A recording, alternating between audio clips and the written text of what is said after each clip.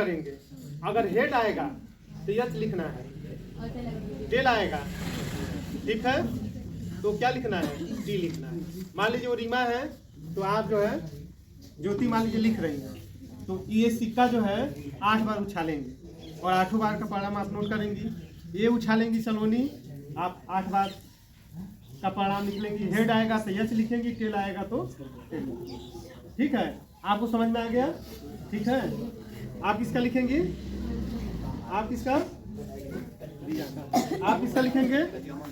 हाँ? हाँ? नहीं, लास्ट वाले का ये कोई लिखेगा। आप किसका लिखेंगे? विशाल का। आप किसका लिखेंगे? हाँ? आप श्याम का लिखेंगे, ठीक है। आप किसका लिखेंगे? निशांत का। चलिए, अरे 2 लोग का तब लिखो, तुम किसका किसका लिखो, लिख लीजिए, नाम लिख लीजिए। सब लोग अपना अपना जिसका लिख रहा है उसका नाम लिखिए। अब इसी से मैं आपको सवाल हल कराऊंगा। चलिए, सब लोग सिक्का को ऐसे पकड़िए, सभी लोग 8 लोग पकड़ लिए, ठीक। अब सिक्के को जो है टास करना है, जब मैं बोलूंगा तो टास करेंगे, ठीक है, क्लियर? तो जो आएगा वो अपने ऑब्जर्वर को आप लोग बता दीजिएगा, बता देंगे ना, ठीक है। तो चलिए स्टार्ट करिए, 1 2 नाउ स्टार्ट।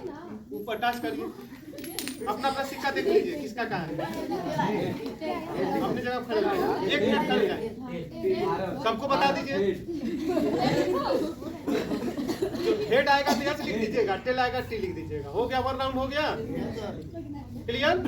चलिए, अब दूसरी बार टास्क करना है। सब लोग जो ऑब्जर्वर है नोट कर लिए। हम लोग प्रायिकता पढ़ रहे हैं, अभी जानेंगे कि इसका परिणाम क्या आएगा। अभी लास्ट में इससे कम सवाल लगाएंगे, ठीक है। पुनः चलिए दूसरी बार टास्क करिए सभी लोग। सब लोग अपने ऑब्जर्वर को बता दीजिए। 2 हो गया, 2 बार हो गया, आप लोग नोट कर लिए सभी लोग। हाँ, चलिए तीसरी बार टास्क करिए, स्टार्ट। अपने ऑब्जर्वर को नोट कराइए आप लोग। नहीं, जो बता रहे जो आ रहा है ईमानदारी से लिखिए, ठीक ठीक। चलिए पूरा टास्क करिए, जो आई ईमानदारी से लिखिए। अरे ठीक है, कोई बात नहीं। हो गया, कितना राउंड हुआ? 4 हुआ। चलिए 5वां।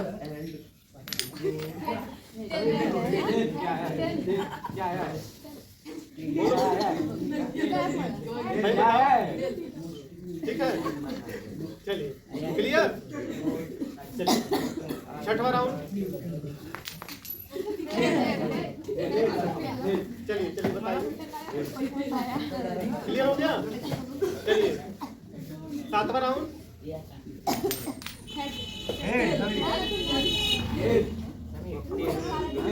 ठीक, नहीं तुम बता रहे हो ना पढ़ना, चलो कोई बात नहीं, अच्छी बात है, हो सकता है। 7 राउंड हो गया, अंतिम राउंड।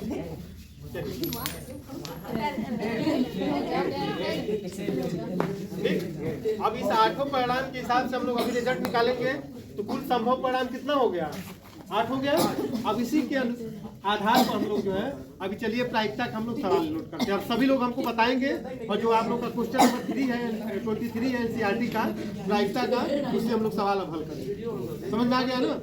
तो ठीक है, क्लास में लोग चलिए।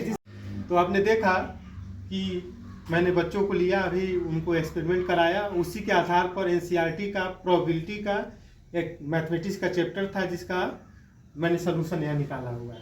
उसमें मैंने क्या किया कि जो भी बच्चों ने सिक्के को टॉस किया तो उसमें किसी का हेड आ रहा था, किसी का टेल आ रहा था। हेड को मैंने एस से दिखाया और टेल को टी से दिखाया, तो हमारे पास 3 परिणाम सामने आए, ठीक है। और सवाल में यह था कि या तो तीनों बार या तो टेल आ जाए या तीनों बार हेड आ जाए। तो आपने देखा कि पहले वाले हमारे इस सारणी में केवल एक ही बार ऐसा आया कि जहाँ केवल टेल 3 बार आया। लेकिन दूसरा वाला जो अटेम्प्ट है इसमें देखा गया तो 2 बार, ये देखिए यहाँ 2 बार टेल आया है, 1 बार टेल आया है और 1 बार हेड आया है। तो आप जानते हैं कि प्रायिकता का जो फार्मूला होता है तो अनुकूल परिणाम की संख्या बटे कुल संभव परिणाम। एक लड़का हनीफ है, सवाल में कह रहा है कि हनीफ के हार जाने की प्रायिकता कितनी होगा। तो इसका मतलब एक बार टेल आएगा तो 3 बार टेल आएगा तो जीतेगा, और 3 बार हेड आएगा तो वो जीतेगा। तो इस अगर डाटा के हिसाब से देखा जाए तो 2 बार हनीफ के अनुकूल परिणाम है। इसका मतलब उसके हारने की जो प्रायिकता होगी वो कितना हो जाएगी, 6 हो जाएगी। तो कुल अनुकूल परिणाम कितना हो जाएगा, 6 हो जाएगा, और कुल संभव परिणाम कितना हो जाएगा, 8 हो जाएगा। तो इस हिसाब से अगर हम देखें तो ये वाला मेरा डाटा बड़ी एक्सेप्टेबल है, और उसका जो ये परिणाम है ये हो जाएगा अनुकूल परिणाम बटे कुल संभव परिणाम, और इसका आंसर आ जाएगा 6/8। इसको अगर हम काट देंगे तो 2 से 3 बार में कट जाएगा, 4 बार में कट जाएगा, तो 3/4 इसका आंसर हो जाएगा।